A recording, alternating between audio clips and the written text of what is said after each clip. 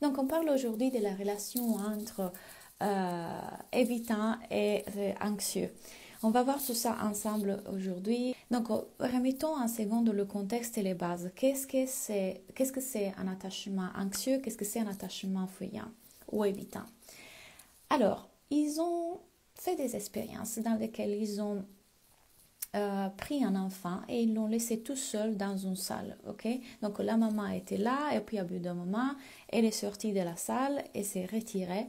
Ils ont vu que l'enfant pleurait, il avait des crises, il était désespéré et quand la mère est rentrée dans la salle, il ne voulait plus se détacher d'elle, donc il était complètement collé à elle. Qu'est-ce qu'on peut considérer ici? Que ceci, c'est un attachement anxieux. Donc l'enfant qui a vécu le détachement de la mère de cette façon-là a plutôt un attachement anxieux. Or, même expérience, différentes personnes, différents enfants, la mère rentre dans la salle, il laisse l'enfant tout seul dans la salle, elle se retire, l'enfant pleure, l'enfant a ce moment se sent désespéré au début, puis il arrête de pleurer, commence à tout simplement se replier sur soi-même. La mère revient dans la salle et à ce moment-là, ce qui se passe, c'est que l'enfant ne veut plus rien avec elle, donc il la rejette. Ici, on est en train de parler du coup d'un style d'attachement évitant. Donc, vous voyez comment, même situation, mais comportement complètement différent, les styles d'attachement sont basés sur la relation qu'on a eue avec nos parents. En tout cas, les personnes qui s'occupaient de nous quand on était petit.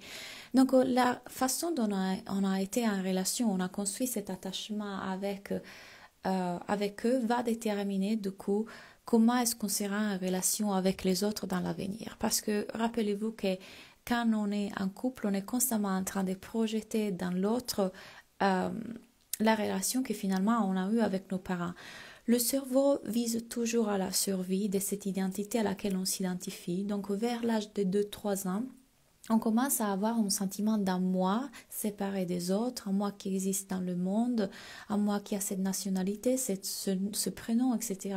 Et notre cerveau fait tout le possible pour pouvoir continuer à préserver et à sécuriser ce moi. Donc, lorsqu'on est en relation avec l'autre, que du coup on a vécu une émotion assez intense, notamment on a senti l'abandon, on a senti le rejet. Le cerveau projettera constamment dans notre relation actuelle ce qu'on a vécu dans notre relation primaire. Donc quand vous regardez à votre partenaire, souvent, vous n'êtes pas en train de regarder à votre partenaire. Vous êtes en train de regarder à ce qui vous rappelle la relation avec vos parents. Donc d'ici, vous pouvez voir comment dans notre psyché, il se développe différents sous-personnalités, comme je les appelle, sont des parties sous-conscientes qui vont prendre le relais, toujours dans le but de sécuriser le soi, le moi. Donc pour certaines personnes,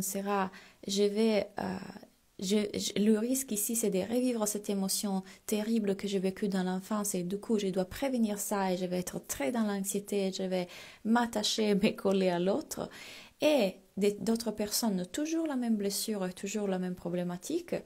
Le danger ici, c'est de revivre cette émotion très très douloureuse que j'ai vécue dans l'enfance. Je ne peux pas permettre ça, du coup, je mets des barrières, je mets des murs, j'évite ça.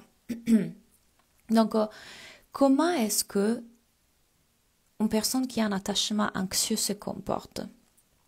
C'est exactement ce que je viens de dire. Une personne qui a un attachement anxieux, on dit anxiété, on dit essayer de prévenir l'avenir, constamment dans l'avenir, constamment dans la prévention d'un possible danger, n'est-ce pas? Donc un attachement anxieux, c'est une personne qui, par exemple, sentira des émotions d'anxiété lorsque on a passé la journée ensemble en couple, puis arrive le moment de se séparer. Une personne qui interprète en fait dans les choses les plus petites des possibles dangers d'être abandonné ou rejeté. Exemple, il ne m'a pas répondu tout de suite à mon texte.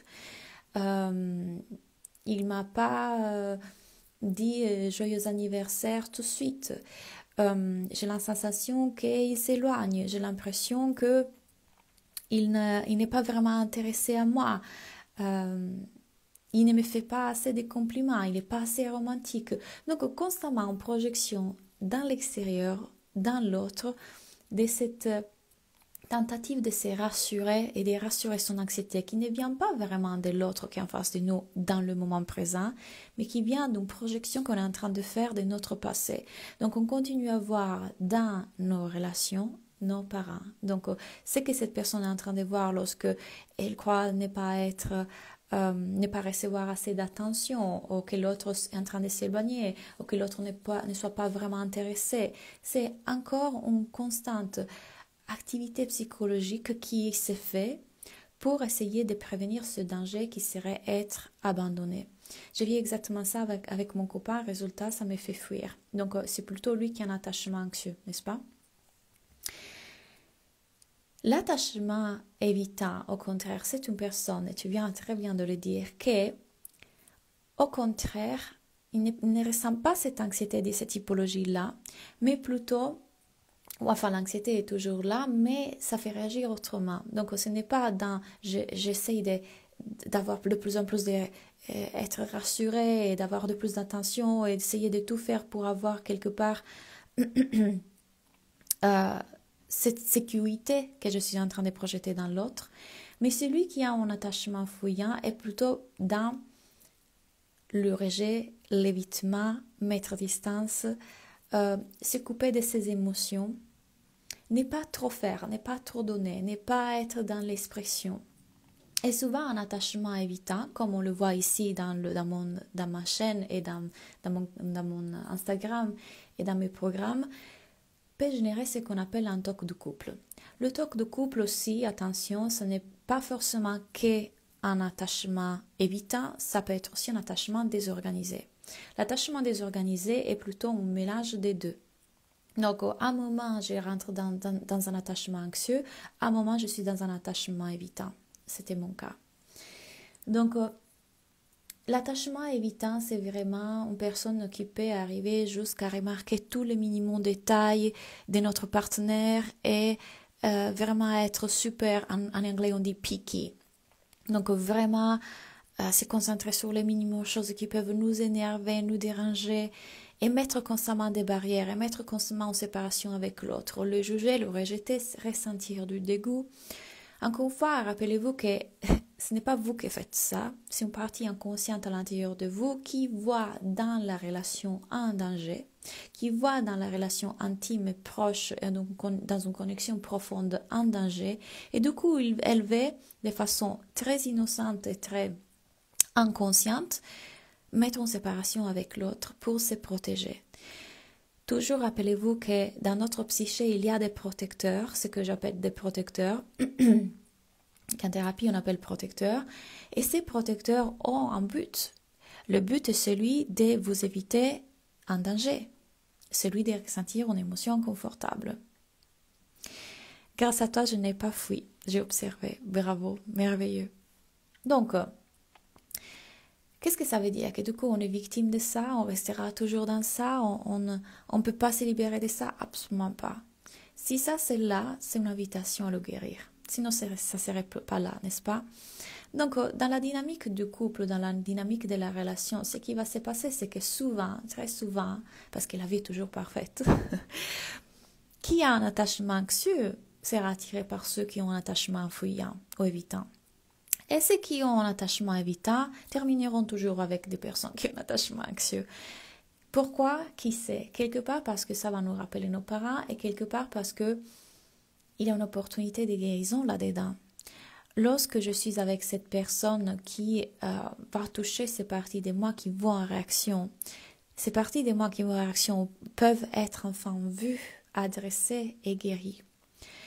Donc, la plupart du temps, dans notre société qui est très confuse, lorsqu'une personne qui a un attachement évitant rentre en relation avec une personne qui a par exemple un attachement anxieux, la conclusion est toujours « Ah, c'est pas la personne pour moi, non, elle me plaît pas. » Donc, par exemple, une femme verra dans un homme qui a un attachement anxieux, un homme pas attrayant, un homme trop féminin, un homme qui finalement donne trop d'attention. Et donc ça fait qu'une femme ne se sent pas attirée par ça, mais pas parce que finalement c'est pas ça qu'elle aime, parce que ça va toucher des parties profondes en elle qui sont le danger de rentrer en connexion profonde avec quelqu'un.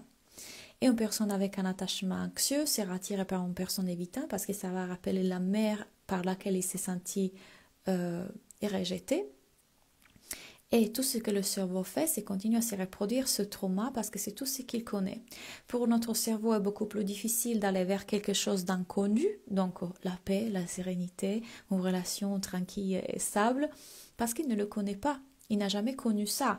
Donc pour lui, l'inconnu est beaucoup plus dangereux que le trauma connu. Il préfère se revivre constamment des traumas plutôt qu'aller vers quelque chose d'inconnu. Donc, imaginez une dynamique, enfin imaginez, vous probablement vous la vivez, une dynamique de couple qui se fait entre évitant anxieux et une constante danse entre fuis-moi que je te suis, comme on dit en français. Donc c'est un constant je te veux pas, j'essaie d'attirer ton attention et tu me rejettes. Bref, c'est pas facile à vivre. C'est pas facile à vivre autant pour la personne qui a un attachement évitant parce que du coup, toutes ses peurs sont là. Autant pour une personne qui est dans un attachement anxieux. Aussi parce que qui vit le toc de couple qui du coup est dans un attachement évitant, il voit bien qu'en face de lui, il a une personne extraordinaire. Une personne qui est prête à s'engager, une personne qui a envie de construire une famille peut-être, une personne qui l'aime vraiment, une personne qui est là, disponible émotionnellement. Et pourtant, c'est partie subconsciente prend le dessus, c'est partie protectrice qui va regarder tous les détails, juger, être dans le dégoût parfois, dans le rejet. Et on ne veut pas ça. Ces pensées intrusives et obsessionnelles qui peuvent être là quand on a le TOC de couple, donc trouble obsessif compulsif, on ne les veut pas. On ne veut pas avoir ces pensées envers d'autres partenaires parce que d'autre part, on aime cette personne et en même temps, on ressent tous cette anxiété du coup due à ces pensées qui continuent à venir. Est-ce que c'est le bon? Est-ce que c'est pas le bon? Je devrais changer. Peut-être il y aura une autre personne pour moi. S'il a fait ça et me dérange, ça veut dire que ce n'est pas le bon. C'est un constant tentative de notre cerveau d'essayer de nous prévenir d'un danger parce qu'il croit qu'il y a un danger. Et c'est très difficile à vivre. Puis moi je te suis, moi je te fuis. C'est infernal. C'est ça, c'est un bal. Puis on dirait qu'il fait tout pour que ça s'arrête inconsciemment. Fatigant. Exactement. Ça peut être très dur de vivre le toc de couple. Ça peut être très dur de vivre dans une relation avec ces dynamiques-là. Donc, c'est que nous, on veut atteindre un attachement sécurisant. On peut complètement guérir de tout ça et arriver à avoir un attachement sécurisant. Oui, totalement. Moi, mon partenaire est extraordinaire et pourtant je le rejette contrairement à des hommes toxiques ou bad boys. Exactement. Pourquoi? Parce que le cerveau va vouloir se reproduire ce trauma d'enfance-là, dans lequel on est constamment rejeté, évité. Et il voit dans le gars gentil et tranquille, pas boring. Parce qu'on ne connaît pas la paix. Parce qu'on n'a jamais connu la paix. Ok, donc... je regarde en seconde mes notes. Donc oui, comment est-ce qu'on va réussir finalement à surmonter tout ça? C'est exactement ce que je vous enseigne et je vous amène à faire dans mon programme Soulful Love. Et pourquoi je crée ce programme? Parce que moi, je suis passée par là aussi. Et la seule chose qui a vraiment fonctionné pour moi est arrivée quand j'ai compris deux choses. La première, c'est que j'ai commencé à regarder à l'activité psychologique de mon cerveau complètement différemment. Donc, on vit dans une grande illusion. Chacun d'entre nous vit dans une grande illusion. Et le développement personnel, et la psychologie, et la thérapie continuent à nous faire vivre dans cette illusion. Et c'est la raison pour laquelle énormément de mes clients viennent à moi, me disent « Ouais, j'étais en psychothérapie pendant des années et ça n'a pas fonctionné. Oui, je suis avec un psychologue, ça ne fonctionne pas. » Parce que malheureusement, la plupart ne nous dirige pas vers une autre direction. On continue à regarder en le contenant, ah je l'aime pas, et continue à avoir des discussions avec notre psychologue sur cette pensée, je ne sais pas si je l'aime, et on va regarder qu'est-ce qui s'est passé, pourquoi, peut-être, ça sert à rien. Ces pensées ne sont que l'activité psychologique de notre cerveau qui s'est construit comme ça, mais qu'il n'y a rien de vrai à dire. Nos pensées et nos émotions ne sont ni vraies, ni importantes et n'ont rien de personnel à nous dire. C'est juste cette activité psychologique qui s'est fait en nous est qu'en tant qu'être humain, on vit dans une illusion en scène qui est constamment croire vrai tout ce que le cerveau dit. Mais le cerveau est une machine qui s'est construite vers, enfin, le cerveau a toujours été là, mais le mental s'est construit vers le 2-3 ans en commençant à créer cette identité, ce moi Claudia qui est né ici, qui est fait comme ça et que je dois absolument défendre.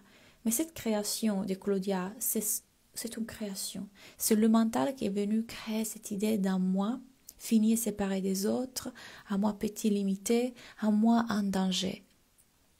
Mais puisque je ne suis pas mes pensées, mes émotions, et ceci, ils peuvent se faire à travers moi constamment, sans que moi je m'attache à elles, sans écouter leur discours, sans avoir à les regarder et réagir par rapport à ce qu'elles font. Si je ne suis pas mes pensées, mes émotions, et qu'elles peuvent se faire en tant qu'activité psychologique à l'intérieur de moi constamment, qui suis-je? Je suis la partie sans forme qui peut observer ça se faire, en paix, déjà derrière, toujours en paix. Vous aurez lu le pouvoir du moment présent de Eckhart Tolle, n'est-ce pas? Tout le monde a lu ce livre. Peut le comprendre vraiment. Ces choses que je suis en train de vous transmettre ici et que je vous transmets dans mon programme sont des choses qui nous sont transmises pendant des siècles et des siècles, mais continuons à ne pas les comprendre. Donc le bouddhisme, le yoga, les grands maîtres de notre histoire, les personnes les plus illuminées de notre histoire, essayent de continuer à nous le dire. On vit dans une illusion énorme. On est enceint. On continue à vivre dans cette crazy folie. On n'a pas besoin d'écouter pensées et émotions. Donc quand l'anxiété arrive et que j'ai un doute et que je commence à douter si ceci est l'homme pour moi, et je commence à regarder tous les détails de mon partenaire et j'ai envie de le rejeter, ceci peut complètement se faire à travers moi sans que j'aille à l'écouter, à l'analyser, à y faire quoi que ce soit. Je peux devenir l'observateur bienveillant de cette activité psychologique qui s'est construite quand j'étais petit, ce cerveau qui s'est construit comme ça, et ne pas lui donner autant d'importance. Et à la fois, donc la deuxième chose qui m'a permis de vraiment transformer ça, c'est être avec mon humanité. Parce que la plupart du temps, quand je transmets ces enseignements, mes pensées, mes émotions ne sont pas vraies, je n'ai pas besoin de les écouter. Notre mental, qui est toujours malin et qui va toujours à la recherche de sécuriser le moi, va prendre ça comme super, je n'écoute plus mes pensées, mes émotions, je coupe. On ne veut pas ça non plus.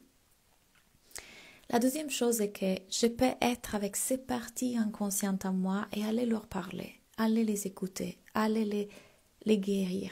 Si moi je suis l'être qui peut observer ça se faire en moi, de compassion et de bienveillance, j'ai un grand pouvoir, celui d'être avec mes parties, celui de guérir mes parties. Si vous avez regardé Vice Versa, qui maintenant est au cinéma, allez le regarder, vous verrez ça. Dans notre psyché, il y a des parties qui prennent le relais du clavier et qui commencent à nous faire agir et faire des choses. Nous sommes cette partie qui est en nous et qui regarde ça se faire, qui dit tiens, anxiété veut faire ça, la joie veut faire ça, la tristesse veut faire ça, je peux regarder tout ça se faire. Quand je me positionne à côté de ces parties et que je vais les connaître, que je vais leur parler, que je vais les aider à guérir ce sur quoi elles étaient bloquées pendant toutes ces années-là, ces parties arrêtent de faire n'importe quoi avec le clavier. Je suis la partie qui a toujours la capacité d'apporter compassion, amour à toutes les parties internes à l'intérieur de moi et de les aider à guérir. Donc à la fois, je suis la conscience et je ne suis pas mes pensées, mes émotions. Donc quand elles sont là, je peux les laisser être là sans croire qu'elles sont dangereuses, sans croire qu'il y a quelque chose que je dois écouter là-dedans, sans croire que, oh mon Dieu, ça veut dire que je ne l'aime pas. Ok, c'est encore l'activité psychologique de mon cerveau là qui projette un truc sur mon partenaire, je vois. Et à la fois, quand l'émotion est très très forte, je peux aller être très curieuse envers elle. Ok, pourquoi tu es là? Qu'est-ce qui se passe? Ça sont deux choses que je pratique avec vous en coaching dans le programme Soulful Love. Elles sont extrêmement puissantes. Et j'ai vu mes clients dans le programme changer, évoluer, ne plus avoir autant de pensées, ne plus les écouter autant, pas seulement dans leur couple, mais en général dans la vie, dans le travail, vis-à-vis de leur corps, vis-à-vis de n'importe quelle chose. Parce que la vie change quand on commence à voir que tout ce temps-là, on était dans une illusion de croire vrai nos pensées. On avait perdu de vue qui on est vraiment. On est une partie tellement plus grande que notre psyché. Et dans cette partie, il se trouve l'amour. Cette partie est amour. Et quand on se reconnecte à cette partie, on commence aussi à changer beaucoup de nos conditionnements et nos idées autour de l'amour. Ces sentiments des papillons et feux d'artifice que tout le monde veut ressentir, n'est-ce pas? Ça, ce n'est pas l'amour. Ça, c'est les hormones. Ça, c'est le trauma. Ça, c'est l'addiction à la dopamine, à l'adrénaline. Il y a beaucoup de confusion. Pourquoi? D'un côté par le trauma qu'on a vécu, d'un côté parce que la société nous conditionne à un amour qui n'est pas l'amour. Vous le voyez dans les films. Dans les films, ce que vous voyez, c'est la répétition d'un trauma. Oh, il me manquait tellement et puis enfin on s'est retrouvés. Le toc de couple, c'est pour un attachement anxieux ou fuyant ou les deux? Le toc de couple, c'est pour... Ok. Le toc de couple, généralement les personnes qui ont le toc de couple sont plutôt des personnes qui ont un attachement fuyant ou désorganisé. Désorganisé, ça veut dire que je peux à la fois parfois avoir de l'attachement anxieux envers mon partenaire et parfois un attachement fuyant. Par exemple, dans mon cas, ça dépendait énormément de mes règles. Et pourquoi ça dépend de mes règles? Ça vient vous confirmer que nos pensées ne sont absolument pas crédibles. Ça change avec mes hormones. Ça change si vous dormez bien ou pas. Ça change par rapport à ce que vous avez mangé ou pas. Si vous avez un virus, si vous avez des pathogènes dans votre corps, si votre ventre ne va pas bien. Ça change par énormément de choses qui influencent vos pensées. Donc, nos pensées ne sont pas crédibles. On ne peut pas se fier à nos pensées et nos émotions. Elles sont passagères et éphémères. Donc, tu peux carrément avoir un attachement anxieux et fuyant. On appelle ça désorganisé. Donc à la fois tu sens un attachement vers ton partenaire et de la peur qu'il puisse te quitter et tu veux t'attacher à lui et à la fois non je sais pas quand il fait ça, est-ce que c'est vraiment la personne pour moi, je sens pas de l'attirance, elle me dérange tellement quand il fait ça, je préfère un homme comme ça. C'est très intéressant, j'ai été dans une relation toxique de 14 ans avec le père de mes enfants dépendante affective et je ne suis sortie grâce à Dieu. Ça me parle énormément ce que tu dis. Ouais. Je suis heureuse que ça te parle. Vous pouvez y mettre le mot qu'on veut. Dieu, l'univers, la vie. Cette chose s'est faite à travers nous. C'est nous. C'est nous qu'on est ça. On est cette partie plus grande qui a la capacité d'observer notre psyché. On n'est pas cette identité qu'on croit être tout ce temps-là et qu'on croit devoir défendre autant et protéger et sécuriser. Mais on vit dans cette illusion constamment. On est quelque chose de tellement plus grand. Ce film est génial, ma fille a adoré et ça lui a permis de comprendre encore mieux ce qui se passe en elle. Exactement, c'est extraordinaire. Vice versa 2. Merci Claudia. Est-ce que si j'ai l'attachement anxieux et mon partenaire est fuyant n'était plus ensemble, dois-je me battre et lui faire prendre conscience de tout ça? Je ne pense pas que... Enfin, quand tu dis « je dois me battre », qu'est-ce que tu veux dire là? Qu'est-ce que tu entends pour « je dois me battre » et lui faire comprendre tout ça? Généralement, cette chose que tu es en train de dire, c'est le discours typique d'une personne qui a un attachement anxieux. Parce que pour une personne qui a un attachement anxieux, se sentir rejeté ou voir que notre partenaire a la tendance à fuir, à ne pas vouloir s'engager, c'est extrêmement douloureux. C'est extrêmement douloureux. Moi, ce que je te conseillerais plutôt de faire, c'est d'aller faire le travail sur toi. Arrête de regarder à la relation, arrête de regarder à lui. Arrête d'essayer de manipuler la situation. Qu'est-ce que ton attachement voudra faire? Voudra manipuler la situation, manipuler lui, changer les choses. C'est un instinct qui est en toi. Parce que ce mental essaie de faire survivre ce moi qui est selon lui en danger. La vraie chose que vous avez à faire, il n'y a rien que vous avez à faire, mais la vraie chose qu'on pourrait éventuellement faire, qui serait beaucoup plus intéressante, est d'aller regarder en moi. Plutôt qu'aller lui dire à lui, changer lui, j'essayais de changer la situation. Je vais guérir moi, ce que la vie est en train de me mettre en face. Et ça, parce que la vie me dit, tu es prête à le guérir. tu es prête à le guérir. Si c'est là, c'est parce qu'il doit être là. Pas lui, pas la relation. Ça n'a rien avec lui, à voir avec lui la relation. Ça, c'est toute une projection que tu fais. Tu projettes sur lui plein de choses.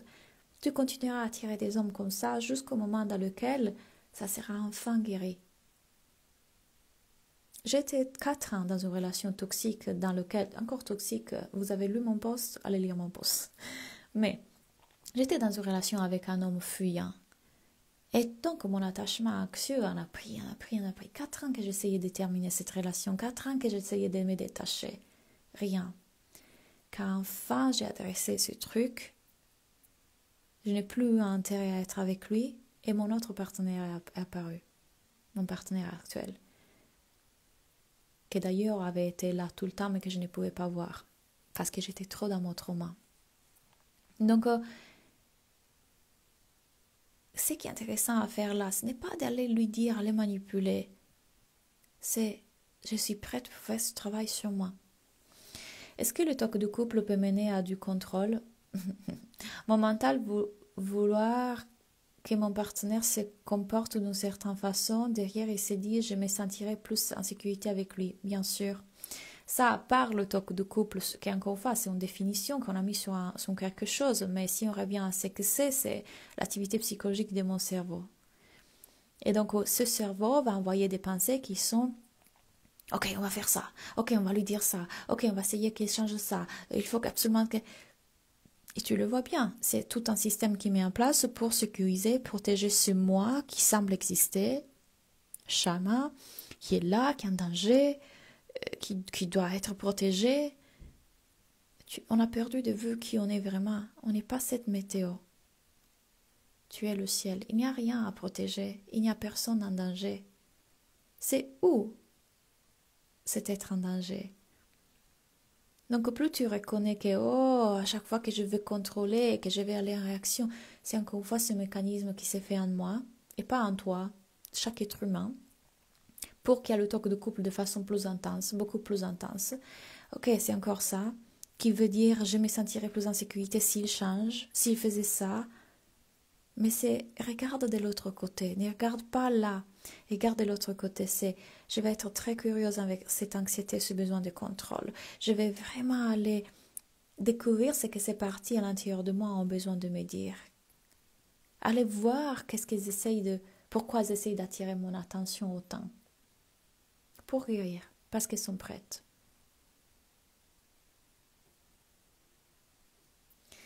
Ok. Qu'il puisse se reconnecter à ses émotions et donc à nous. Ouais, ça c'est la tentative de ton cerveau. Ton cerveau va manipuler lui, va essayer que lui fasse ça, va essayer que lui voit ça. Mais ça, tu le veux seulement pour assurer ton anxiété, pour calmer ton anxiété, pour te sentir bien toi. C'est pas ça qu'on veut, parce que tu pourras jamais lui faire voir quoi que ce soit. Tu pourras jamais manipuler quoi que ce soit. Ce que tu veux faire, c'est retourner plutôt qu'ici, retourner, regarder ici et dire, ok, qu'est-ce que cette émotion terrible de pouvoir être quitté, abandonné, pas aimé, rejeté, vient de me dire? Qu'est-ce que je peux aller voir là-dedans? Ça n'a rien à voir avec lui. Parfois, j'aimerais revenir dans un attachement anxieux qui était pourtant très souffrant plutôt que d'être dans un attachement fuyant, sûrement parce qu'on ressent plus d'émotions. Alors, je vais te dire un truc. À fur et à mesure que j'ai guéri mon attachement désorganisé, de plus en plus, je guérissais le protecteur qui crée rejet, dégoût, distance avec mon partenaire. De plus, quelque chose d'autre de très vulnérable a été mis en lumière, n'est-ce pas? Donc aussi, on est en train de guérir le protecteur, que le protecteur, enfin, il se calme, il n'a plus besoin de créer rejet et évitement. Ce qui reste, c'est la blessure vive là dans le vif, là dans le feu. Elle est découverte, elle est présente. Et ça, c'est plus du type d'un attachement anxieux, n'est-ce pas? C'est plutôt quelque chose de très vulnérable. Mais quand tu arrives vraiment là et que tu arrives à guérir ça et cette partie vulnérable, elle est là, ce qui se passe, c'est que tu découvres un amour que tu n'as jamais découvert avant. il y a quelque chose de tellement profond et tellement beau et tellement grand qui n'a rien à voir avec ah, j'ai ressens plus d'émotions, je suis super attirée par lui. Parfois oui, parfois non. Mais c'est un amour qui va au-delà de ces émotions éphémères que ton cerveau, tu vois là comme tu dis, j'aimerais revenir à ça parce il y aurait plus d'émotions, que ton cerveau recherche autant.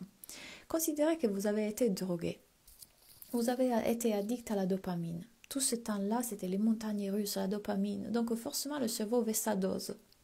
Et puisque le cerveau n'est pas en train d'avoir sa dose, il va créer du rejet envers l'autre. Vous voyez? Je veux ma dose, je veux ma dose. Vous êtes en train de faire un sévrage là. Et plus vous continuez à faire ce sévrage, plus au bout d'un moment, il n'y aura plus besoin d'avoir ces émotions intenses et ces grands trucs. Parfois elles seront là, parfois non, mais il n'y aura aucun attachement à ça. Aucun attachement à la douleur, aucun attachement au plaisir. Ça sera beaucoup plus dans un état de paix constante derrière, tranquille. C'est un amour comme un bol d'avoine, qui est chaleureux, enveloppant, simple. Mais là, votre cerveau veut le gâteau au chocolat avec le confetti parce que tout le monde veut un gâteau au chocolat. Qu'est-ce que ça veut dire de moi si j'ai un gâteau au chocolat? Je suis trop cool. Et puis, ça me fait sentir tout le temps de plaisir, le gâteau au chocolat. Je ressens de la tristesse depuis toute petite déjà. On m'a toujours dit que je dégage beaucoup de tristesse. Cette tristesse, c'est à moi depuis au moins 30 ans. Pas de guérison encore. Commence à avoir attention avec toutes les définitions, les étiquettes. J'ai de la tristesse, on m'a toujours dit que j'étais triste, je dégage de la tristesse. Tout ça, c'est des projections. Qui est ce toi qui ressent de la tristesse? Qui est ce toi que les gens sont en train de voir à travers leurs filtres, leurs projections? Tu peux dire, ok, j'ai ressent de la tristesse en moi depuis longtemps. Et c'est le temps d'aller la ressentir, c'est le temps d'aller vraiment l'explorer. Sans non plus m'identifier à ça. Tu n'es pas triste. Il n'y a pas un moi qui est triste. Et tu ne dégages pas la tristesse. Tu qui? Qui sont ces gens qui disent tu dégages de la tristesse? Tu vois comme c'est facile de s'identifier à tout ça, à le croire vrai, croire que ça c'est moi. Et quelque part ça va te sécuriser, pas toi, ton mental il se sent sécure à dire ça c'est moi. Je suis une personne faite comme ça, j'existe dans le monde, plus je sais comme je suis, plus je peux me protéger. Et si tout ça, ce n'était pas vrai? Et si cette tristesse, finalement, n'était pas pour autant si différente de la tristesse de chacun d'entre nous expérimente en venant sur Terre, en venant dans ce monde?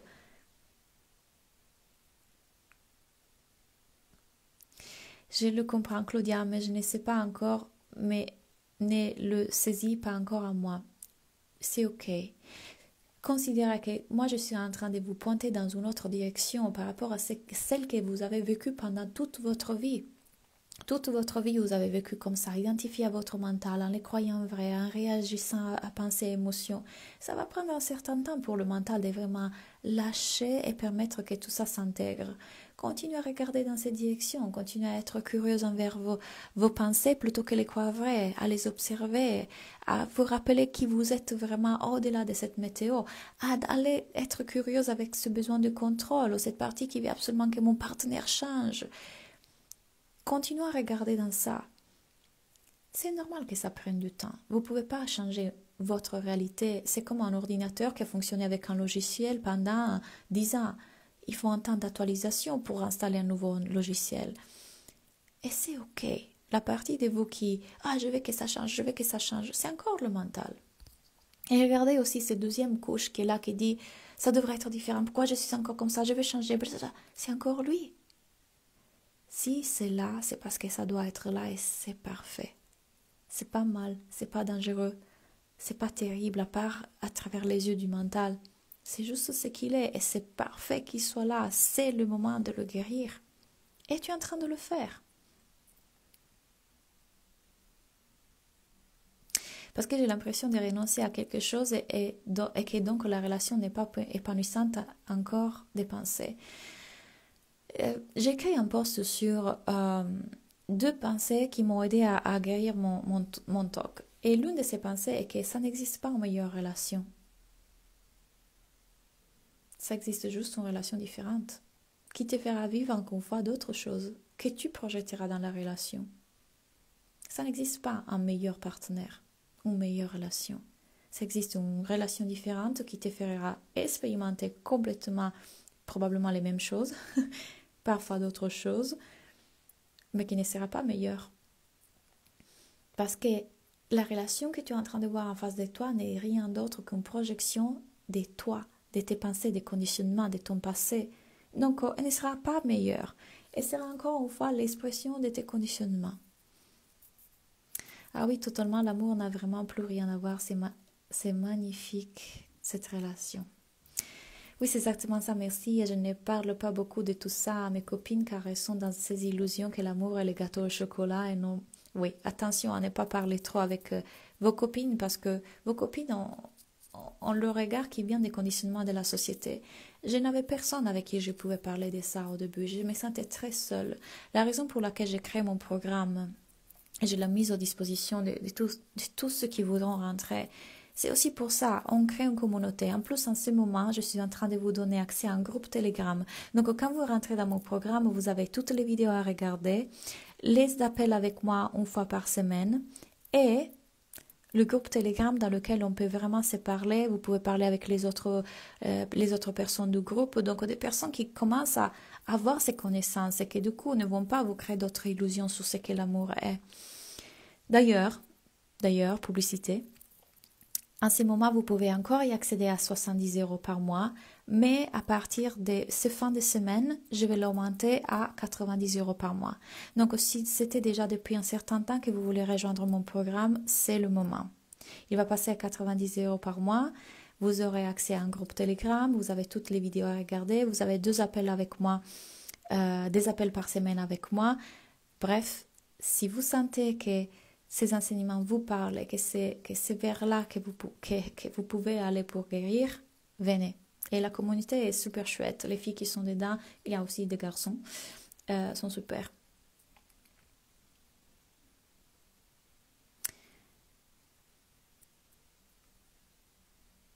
Mais s'il ne commence pas un travail en prise de conscience et vous à l'échec, pas forcément.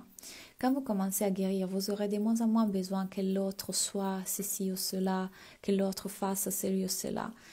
Je trouve que, bien sûr, que quand l'autre est aussi disposé à regarder ses blessures à soi et regarder qu'est-ce qui se passe en lui, c'est merveilleux. Et ça, c'est une relation qui mérite à être explorée. Quand l'autre n'a aucune intention de faire ce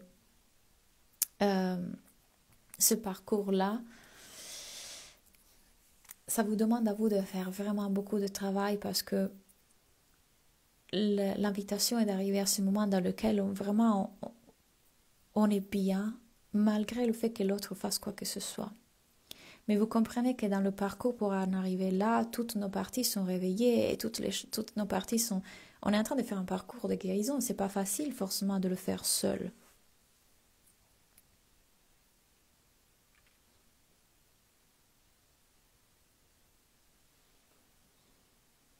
L'effet miroir, ça n'existe pas. C'est encore un concept de dev perso.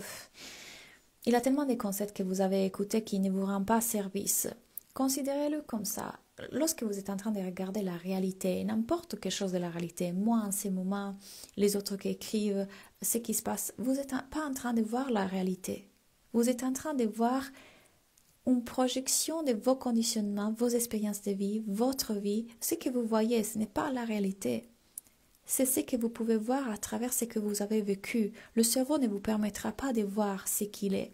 Une personne va crier dans la rue et vous direz « non mais elle est terrible cette personne ». Une autre personne va dire « bon, elle doit avoir eu une mauvaise journée ». Pourquoi deux personnes regardent la même scène en l'interprétant, en la vivant différemment? Parce que vous continuerez à regarder dans l'autre, dans la réalité, ce que vous avez vécu, expérimenté, et vos croyances, et vos blessures, et vos traumas, et vos émotions, et tout ça. Donc, plus nous on regarde que tout ce que nous sommes, ce n'est pas ça, on revient à la réalité neutre versus l'illusion. Je ne suis plus dans la projection, je suis dans la réalité neutre. Cette personne a crié, point. Donc, ce que vous êtes en train d'interpréter de votre partenaire est purement un filtre créé par votre mental parce qu'il essaie de vous protéger. Il est trop comme ça, il est pas assez comme ça. Imaginez une chose incroyable. Ça vous est déjà arrivé de trouver une personne au début physiquement pas attrayante?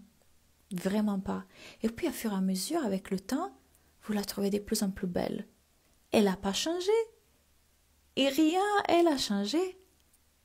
Mais vous voyez complètement autre chose. Ou alors, vous êtes amoureux de quelqu'un, vous êtes, ah, elle est trop belle, elle est trop beau. Puis vous quittez la relation, vous regardez une photo de cette personne, vous dites,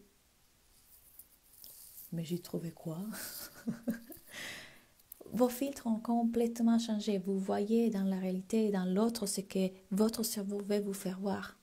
Plus vous sortez de cette illusion, en regardant l'activité psychologique qui se fait en vous comme l'observateur et pas celui qui la vit. Vous êtes le spectateur du film, pas celui qui vit le film. Plus vous continuez à regarder dans cette direction, ce qui veut dire vivre la vie vraiment autrement, c'est une pratique spirituelle presque, plus vous serez en paix.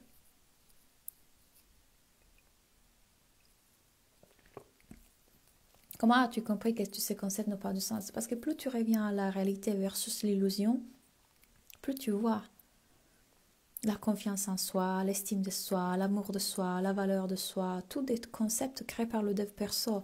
On est déjà amour, on est déjà tout. Quand on a des pensées d'insécurité, des manques d'amour, ce sont juste des pensées.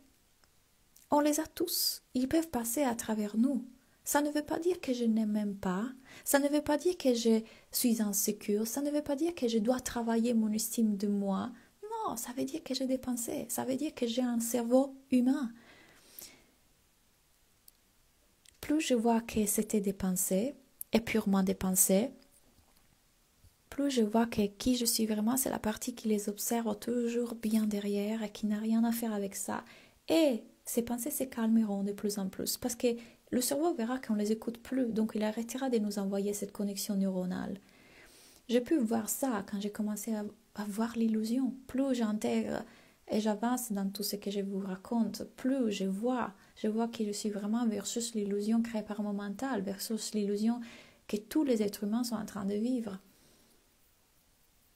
Il n'y a rien à faire à part voir qu'on était dans cette identification à toutes nos pensées et que ces pensées ne sont pas vraies, pas importantes, qui n'ont rien à dire sur moi ou sur ma relation.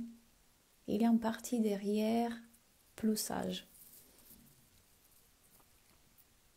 Oui, le programme est sans engagement, donc vous pouvez rentrer à n'importe quel moment. Si vous considérez qu'après 1, 2, 3 mois, vous voulez arrêter, vous pouvez arrêter l'abonnement. Il n'y a aucun problème.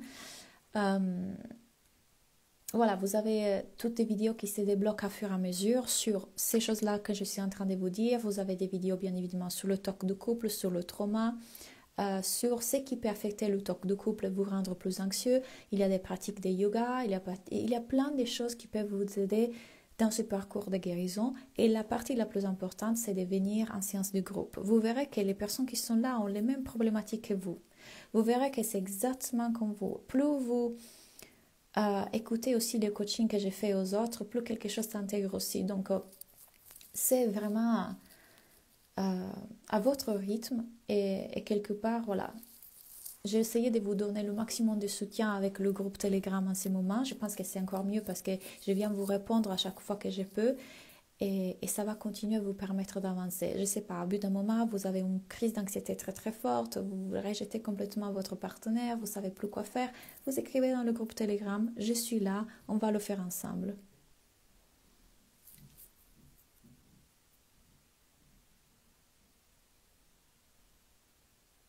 Ok.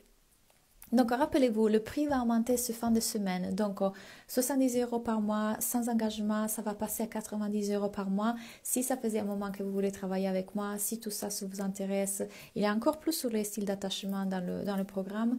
Venez nous rejoindre. Merci pour avoir écouté ce live ce matin et à bientôt. Bye!